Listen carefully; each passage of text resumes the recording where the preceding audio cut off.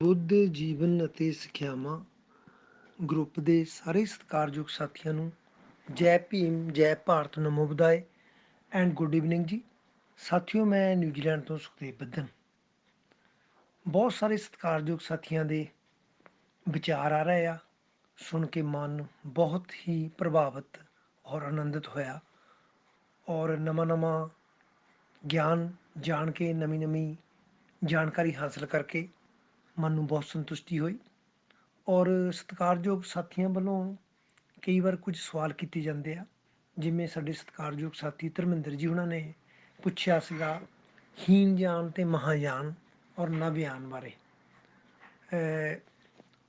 ਸਤਿਕਾਰਯੋਗ ਸਾਥੀਓ, ਵੀ ਜਿੱਥੇ ਕੁ ਤੱਕ ਮੈਂ ਜਾਣਦਾ, ਮੈਂ ਕੋਸ਼ਿਸ਼ ਕਰਾਂਗਾ ਵੀ ਇਸ ਬਾਰੇ ਵਿਆਖਿਆ ਕੀਤੀ ਜਾਵੇ ਵੀ ਹੀਨ ਜਾਨ ਅਤੇ ਮਹਾਯਾਨ ਕੀ ਆ।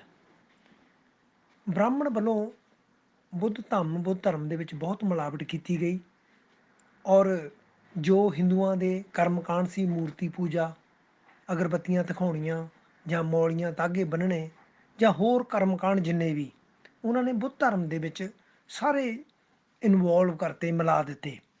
ਅਤੇ ਉਸ ਸਮੇਂ ਬ੍ਰਾਹਮਣ ਵੱਲੋਂ ਜਿਹੜੇ ਬ੍ਰਾਹਮਣ ਭਿਕਸ਼ੂ ਸੀਗੇ, ਉਹਨਾਂ ਨੇ ਜਿਵੇਂ ਉੱਚਾ ਨੀਵਾਂ ਆਪਾਂ ਕਹਿ ਲਈਏ, ਛੋਟਾ ਵੱਡਾ, ਬੁੱਧ ਧਰਮ ਦੇ ਵਿੱਚ ਵੀ ਇਹ ਹੀਨ ਭਾਵਨਾ ਪੈਦਾ ਕਰਤੀ। ਔਰ ਜਿਹੜਾ ਬ੍ਰਾਹਮਣਾਂ ਵੱਲੋਂ ਬੁੱਧ ਮਤ ਚਲਾਇਆ ਜਾਂਦਾ ਸੀ, ਬੁੱਧ ਧਰਮ ਚਲਾਇਆ ਜਾਂਦਾ ਸੀ, ਉਹਨੂੰ ਉਹਨੇ ਮਹਾਯਾਨ ਦਾ ਨਾਮ ਦਿੱਤਾ। ਔਰ ਜਿਹੜੇ ਸਾਡੇ ਬਜ਼ੁਰਗ, ਜਿਹੜਾ ਅਸਲੀ ਬੁੱਧ ਧਰਮ ਸੀਗਾ, ਉਹਨੂੰ ਹੀਨ ਜਾਨ ਦਾ ਨਾਮ ਦਿੱਤਾ, ਵੀ ਭਾਵ ਕਿ ਨੀਵੇਂ ਲੋਕ ਆਪਣੇ ਆਪ ਨੂੰ ਉੱਚੇ ਮਹਾਯਾਨ। ਅਤੇ ਸਾਡੇ ਬਜ਼ੁਰਗਾਂ ਦੇ ਧਰਮ ਨੂੰ, ਜਿਹਨੂੰ ਥੇਰਾਵਾਦ ਕਹਿੰਦੇ, ਥੇਰਾ ਮਤਲਬ ਪੁਰਾਣਾ, ਜਿਸ ਤਰ੍ਹਾਂ ਸਾਡੇ ਸਤਿਕਾਰਯੋਗ ਵਿਦਵਾਨ ਦੇਵ ਸੁਮਨ ਜੀ ਔਰ ਹਰਬੰਸ ਲਾਲ ਬਿਰਦੀ ਜੀ, ਸਾਂਪਲਾ ਸਾਹਿਬ ਔਰ ਪ੍ਰੇਮ ਜੀ ਅਕਸਰ ਇਹ ਜ਼ਿਕਰ ਕਰਦੇ ਰਹਿੰਦੇ ਆ ਵੀ ਥੇਰਾਵਾਦ ਸਾਡੇ ਪੁਰਖਿਆਂ ਦਾ ਜਿਹੜਾ ਅਸਲੀ ਬੁੱਧ ਧਰਮ ਸੀ, ਉਹ ਥੇਰਾਵਾਦ, ਭਾਵ ਕਿ ਉਹਨੂੰ ਹੀਨ ਜਾਨ ਦਾ ਨਾਮ ਦਿੱਤਾ। ਔਰ ਇਸ ਤਰ੍ਹਾਂ ਜਦੋਂ ਬਾਬਾ ਸਾਹਿਬ ਡਾਕਟਰ ਅੰਬੇਦਕਰ ਜੀ ਨੇ ਦੇਖਿਆ, ਉਹਨਾਂ ਨੇ ਬੁੱਧ ਧਰਮ ਦੀ ਸਟੱਡੀ ਕੀਤੀ, ਉਹਨਾਂ ਨੇ ਦੇਖਿਆ ਵੀ ਬੁੱਧ ਧਰਮ ਦੇ ਵਿੱਚ ਬਹੁਤ ਹੀ ਜ਼ਿਆਦਾ ਇਹਨਾਂ ਨੇ ਮਿਲਾਵਟ ਕਰ ਦਿੱਤੀ ਆ। ਔਰ ਨਵੇਂ ਬੰਦੇ ਨੂੰ ਤਾਂ ਇਹ ਪਤਾ ਨਹੀਂ ਲੱਗਦਾ ਵੀ ਹਿੰਦੂ ਧਰਮ ਅਤੇ ਬੁੱਧ ਧਰਮ 'ਚ ਕੀ ਫਰਕ ਆ, ਕਿਉਂਕਿ ਉਹੀ ਪਾਠ ਪੂਜਾ, ਉਹੀ ਅਗਰਬੱਤੀਆਂ ਦਿਖਾਉਣੀਆਂ, ਉਹੀ ਪ੍ਰੇਅਰਾਂ ਸ਼ੁਰੂ ਕਰ ਦਿੱਤੀਆਂ ਇਹਨਾਂ ਨੇ। ਅਤੇ ਬਾਬਾ ਸਾਹਿਬ ਡਾਕਟਰ ਅੰਬੇਦਕਰ ਜੀ ਨੇ ਦੁਨੀਆ ਭਰ ਦੇ ਬੁੱਧਿਸਟਾਂ ਨਾਲ, ਬੋਧੀਆਂ ਨਾਲ ਕਾਨਫਰੰਸਾਂ ਕੀਤੀਆਂ, ਮੀਟਿੰਗਾਂ ਕੀਤੀਆਂ ਔਰ ਪਿਓਰ ਬੁੱਧਿਜ਼ਮ ਸੰਸਾਰ ਨੂੰ ਦੇਣ ਲਈ ਉਪਰਾਲਾ ਕੀਤਾ। ਔਰ ਬਾਬਾ ਸਾਹਿਬ ਨੇ ਕਈ ਵਰ੍ਹਿਆਂ ਦੀ ਮਿਹਨਤ ਦੇ ਨਾਲ ਇੱਕ ਮਹਾਨ ਗ੍ਰੰਥ ਤਿਆਰ ਕੀਤਾ, ਜਿਹਨੂੰ ਬੁੱਧਾ ਐਂਡ ਇਸ ਧਾਮਾ ਕਹਿੰਦੇ ਆ। ਔਰ ਉਹਦੇ ਵਿੱਚ ਬਾਬਾ ਸਾਹਿਬ ਨੇ ਸਾਨੂੰ ਪਿਓਰ ਬੁੱਧ, ਜਿਹੜਾ ਅਸਲੀ ਬੁੱਧ ਦੀ ਫਿਲੋਸਫੀ ਆ, ਸਾਨੂੰ ਉਹ ਦਿੱਤੀ।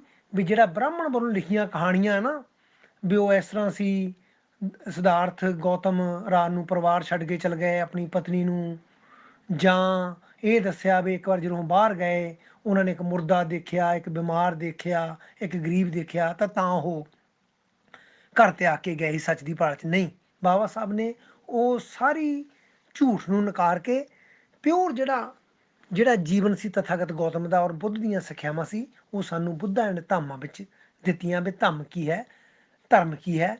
ਤਾਂ ਹੀ ਸਾਨੂੰ ਪਤਾ ਲੱਗ ਸਕਿਆ ਵੀ ਅਸਲੀਅਤ ਕੀ ਹੈ, ਅਸਲੀ ਬੁੱਧਿਜ਼ਮ ਕੀ ਹੈ। ਔਰ ਇਸ ਗੱਲ ਦੀ ਇੱਕ ਹੋਰ ਪ੍ਰਮਾਣ ਮਿਲਦਾ ਆ ਵੀ ਜਦੋਂ ਬਾਬਾ ਸਾਹਿਬ ਡਾਕਟਰ ਅੰਬੇਦਕਰ ਜੀ ਨੇ 14 ਅਕਤੂਬਰ 1956 ਨੂੰ ਨਾਗਪੁਰ ਵਿਖੇ ਬੁੱਧ ਧਰਮ ਦੀ ਦੀਕਸ਼ਾ ਲਈ, ਅਤੇ ਬਾਬਾ ਸਾਹਿਬ ਡਾਕਟਰ ਅੰਬੇਦਕਰ ਜੀ ਆਪਣੇ ਸਮਰਥਕਾਂ ਸਮੇਤ 13 ਅਕਤੂਬਰ ਨੂੰ ਹੀ ਨਾਗਪੁਰ ਪਹੁੰਚ ਗਏ ਸੀਗੇ। ਔਰ ਉਸ ਸਮੇਂ ਉਹਨਾਂ ਨੇ ਇੱਕ ਪ੍ਰੈਸ ਕਾਨਫਰੰਸ ਕੀਤੀ ਔਰ ਪੱਤਰਕਾਰਾਂ ਨੇ, ਜੋ ਅਖਬਾਰਾਂ ਦੇ ਨੁਮਾਇੰਦੇ ਸੀ, ਤਾਂ ਬਾਬਾ ਸਾਹਿਬ ਨੂੰ ਪੁੱਛਣ ਲੱਗੇ ਵੀ ਬਾਬਾ ਸਾਹਿਬ ਤੁਸੀਂ ਕਿਹੜਾ ਬੁੱਧ ਬਣਾਓਗੇ, ਹੀਨ ਜਾਨ ਜਾਂ ਮਹਾਜਾਨ। ਤਾਂ ਬਾਬਾ ਸਾਹਿਬ ਨੇ ਜਵਾਬ ਦਿੱਤਾ, ਮੈਂ ਨਾ ਹੀਨ ਜਾਨ ਅਪਣਾਵਾਂਗਾ ਅਤੇ ਨਾ ਹੀ ਮਹਾਜਾਨ। ਮੈਂ ਇਹਨਾਂ ਵਿਤਕਰਿਆਂ 'ਚ ਨਹੀਂ ਫਸਾਂਗਾ, ਮੈਂ ਤਾਂ ਸਗੋਂ ਬੁੱਧ ਵੱਲੋਂ ਦਿੱਤੇ ਗਏ ਬੁੱਧ ਦੇ ਧੰਮ 'ਤੇ ਹੀ ਜਾਵਾਂਗਾ, ਉਹਨੂੰ ਹੀ ਅਪਣਾਵਾਂਗਾ। ਉਹਨੂੰ ਅਸੀਂ ਬੁੱਧਵਾਦ ਕਹਾਂਗੇ ਜਾਂ ਨਵਿਆਨ ਕਹਾਂਗੇ, ਮੈਂ ਉਹਨੂੰ ਅਪਣਾਵਾਂਗਾ, ਕੋਈ ਨਾ ਹੀਨ ਜਾਨ ਅਤੇ ਨਾ ਮਹਾਜਾਨ। ਅਤੇ ਪੱਤਰਕਾਰਾਂ ਵੱਲੋਂ ਬਾਬਾ ਸਾਹਿਬ ਨੂੰ ਉਲਝਾਉਣ ਦੇ ਲਈ ਇੱਕ ਹੋਰ ਸਵਾਲ ਕੀਤਾ ਗਿਆ। ਪੱਤਰਕਾਰ ਨੇ ਪੁੱਛਿਆ, ਬਾਬਾ ਸਾਹਿਬ ਤੁਸੀਂ ਬੁੱਧ ਧਰਮ ਕਿਉਂ ਕਬੂਲ ਕਰ ਰਹੇ ਹੋ? ਤਾਂ ਬਾਬਾ ਸਾਹਿਬ ਡਾਕਟਰ ਅੰਬੇਦਕਰ ਜੀ ਨੇ ਬੜੇ ਗੁੱਸੇ ਨਾਲ ਕਿਹਾ, ਇਹ ਸਵਾਲ ਤੁਸੀਂ ਆਪਣੇ ਪੁਰਖਿਆਂ ਤੋਂ ਕਿਉਂ ਨਹੀਂ ਪੁੱਛਦੇ ਵੀ ਮੈਂ ਹਿੰਦੂ ਧਰਮ ਕਿਉਂ ਤਿਆਗ ਰਿਹਾ ਹਾਂ ਔਰ ਬੁੱਧ ਧਰਮ ਨੂੰ ਕਿਉਂ ਕਬੂਲ ਕਰ ਰਿਹਾ ਹਾਂ। ਤਾਂ ਪੱਤਰ ਪ੍ਰੇਰਿਕਾ ਤੋਂ ਉਹਨਾਂ ਨੇ ਪੁੱਛਿਆ ਕਿ ਉਹ ਨਹੀਂ ਚਾਹੁੰਦੇ ਕਿ ਉਹ ਕੁਝ ਰਾਖਸੀ ਅਤੇ ਅਧਿਕਾਰਾਂ ਅਤੇ ਉਹਨਾਂ ਦੇ ਪੈਰੋਕਾਰ ਅਛੂਤ ਬਣੇ ਰਹਿਣ। ਤੇ ਬਾਬਾ ਸਾਹਿਬ ਨੇ ਫਿਰ ਪੁੱਛਿਆ ਵੀ ਕੀ ਬ੍ਰਾਹਮਣ ਕੁਝ ਵਿਸ਼ੇਸ਼ ਸਹੂਲਤਾਂ ਲਈ ਅਛੂਤ ਬਣਨ ਨੂੰ ਤਿਆਰ ਹਨ। ਤਾਂ ਉਹਨਾਂ ਕਿਹਾ ਬੁੱਧ ਧਰਮ ਨੂੰ ਉਹ ਇਸ ਲਈ ਕਬੂਲ ਕਰ ਰਹੇ ਹਨ ਕਿ ਇਹ ਭਾਰਤ ਦੀ ਸਭਿਅਤਾ ਦਾ ਇੱਕ ਅੰਗ ਹੈ, ਇਹ ਕੋਈ ਵਿਦੇਸ਼ੀ ਧਰਮ ਨਹੀਂ, ਇਹ ਮੇਰੇ ਪੂਰਵਜਾਂ ਦਾ ਧਰਮ ਹੈ, ਇਹ ਧਰਮ ਭਾਰਤ ਦੀ ਧਰਤੀ 'ਤੇ ਪੈਦਾ ਹੋਇਆ ਹੈ। ਹੋਰ ਜਿੰਨੇ ਵੀ ਧਰਮ ਪੁਰਾਣੇ ਹਨ, ਚਾਹੇ ਉਹ ਇਸਲਾਮ ਧਰਮ ਹੈ, ਚਾਹੇ ਉਹ ਹਿੰਦੂ ਧਰਮ ਹੈ, ਚਾਹੇ ਉਹ ਕ੍ਰਿਸਚਨ ਧਰਮ ਹੈ, ਉਹ ਸਾਰੇ ਵਿਦੇਸ਼ੀ ਧਰਮ ਹਨ। ਕੱਲ੍ਹ ਤੋਂ ਮੈਂ ਬੋਧੀ ਹੋਵਾਂਗਾ, ਬੁੱਧੀਮਾਨ ਹੋਵਾਂਗਾ, ਮੈਂ ਇੱਕ ਅਛੂਤ ਨਹੀਂ ਹੋਵਾਂਗਾ। ਕੱਲ੍ਹ ਨੂੰ ਮੇਰਾ ਇੱਕ ਨਵਾਂ ਜਨਮ ਹੋਵੇਗਾ ਔਰ ਮੈਂ ਆਪਣੇ ਸਮਾਜ ਦੇ ਲੋਕਾਂ ਨੂੰ ਇਹ ਨਹੀਂ ਕਹਾਂਗਾ ਕਿ ਮੇਰੇ ਮਗਰ ਲੱਗ ਕੇ ਤੁਸੀਂ ਬੋਧੀ ਬਣੋ, ਮੇਰੀ ਉਹ ਨਾਇਕ ਪੂਜਾ ਨਾ ਕਰਨ। ਉਹ ਆਪ ਆਪਣੇ ਦਿਮਾਗ ਦੇ ਨਾਲ, ਤਰਕ ਬੁੱਧੀ ਨਾਲ ਦੇਖਣ ਵੀ ਬੁੱਧ ਧਰਮ ਸਾਡੇ ਲਈ ਕਿਉਂ ਜ਼ਰੂਰੀ ਆ, ਤਾਂ ਹੀ ਬੁੱਧ ਧਰਮ ਨੂੰ ਗ੍ਰਹਿਣ ਕਰਨ। ਮੈਂ ਉਹਨਾਂ ਲੋਕਾਂ ਨੂੰ ਮਜਬੂਰ ਨਹੀਂ ਕਰਾਂਗਾ। ਔਰ ਬਾਬਾ ਸਾਹਿਬ ਡਾਕਟਰ ਅੰਬੇਦਕਰ ਜੀ ਨੇ ਦੂਸਰੇ ਦਿਨ ਜਦੋਂ ਬੁੱਧ ਧਰਮ ਦੀ ਦੀਕਸ਼ਾ ਲਈ ਤਾਂ ਉਹਨਾਂ ਨੇ ਜਿਹੜੇ ਬੁੱਧਾਂ ਦੇ ਧਾਮਾਂ ਵਿੱਚ 22 ਪ੍ਰਤਿਗਿਆ ਖੁਦ ਤਿਆਰ ਕੀਤੀਆਂ ਸੀਗੀਆਂ, ਉਹਨਾਂ ਨੂੰ ਆਪ ਅਪਣਾਇਆ ਔਰ 3,80,000 ਹੋਰ ਲੋਕਾਂ ਨੂੰ ਜਿਹੜੇ ਬਾਬਾ ਸਾਹਿਬ ਨਾਲ ਦੀਕਸ਼ਾ ਲੈ ਰਹੇ ਸੀ, ਉਹਨਾਂ ਨੂੰ ਵੀ ਉਹ 22 ਪ੍ਰਤਿਗਿਆ ਦੁਹਰਾਈਆਂ। ਔਰ ਉਹ 22 ਪ੍ਰਤਿਗਿਆ ਜਿਹੜੀਆਂ, ਜੇ ਮੈਂ ਇਹ ਕਹਾਂ, ਜੇ ਅਸੀਂ ਇਹ ਕਹਿ ਲਈਏ ਵੀ ਪੂਰੇ ਬੁੱਧ ਧਰਮ ਦਾ ਇੱਕ ਸਾਰ ਆ, ਪੂਰੇ ਬੁੱਧ ਧਰਮ ਦਾ ਇੱਕ ਨਿਚੋੜ ਆ, ਜਿਹੜੀਆਂ ਬਾਬਾ ਸਾਹਿਬ ਨੇ ਸਾਨੂੰ 22 ਪ੍ਰਤਿਗਿਆ ਦਿੱਤੀਆਂ। ਇਸ ਤਰ੍ਹਾਂ ਹੀਨਜਾਨ ਤੇ ਮਹਾਂਜਾਨ ਨੂੰ ਬਾਬਾ ਸਾਹਿਬ ਨੇ ਨਕਾਰਦੇ ਹੋਏ ਜਿਹੜਾ ਅਸਲੀ ਬੁੱਧਿਜ਼ਮ ਸੀਗਾ ਉਹਨੂੰ ਬਾਬਾ ਸਾਹਿਬ ਨੇ ਨਵਿਆਨ ਦਿੱਤਾ ਜਾਂ ਬੁੱਧ ਧੰਮ ਨਾਂ ਦਿੱਤਾ।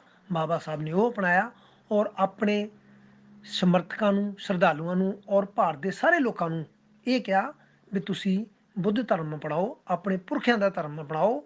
ਇਹਦੇ ਵਿੱਚ ਕੋਈ ਈਸ਼ਵਰ ਨਹੀਂ, ਕੋਈ ਆਤਮਾ ਨਹੀਂ, ਕੋਈ ਪਰਮਾਤਮਾ ਨਹੀਂ, ਕੋਈ ਜਾਤ ਨਹੀਂ, ਕੋਈ ਛੂਆ-ਛਾਤ ਨਹੀਂ, ਕੋਈ ਸੁਰਗ ਨਹੀਂ, ਕੋਈ ਨਰਕ ਨਹੀਂ, ਕੋਈ 84 ਲੱਖ ਜੂਨ ਨਹੀਂ, ਕੋਈ ਪੁਨਰ ਜਨਮ ਨਹੀਂ, ਕੋਈ ਅਵਤਾਰਵਾਦ ਨਹੀਂ।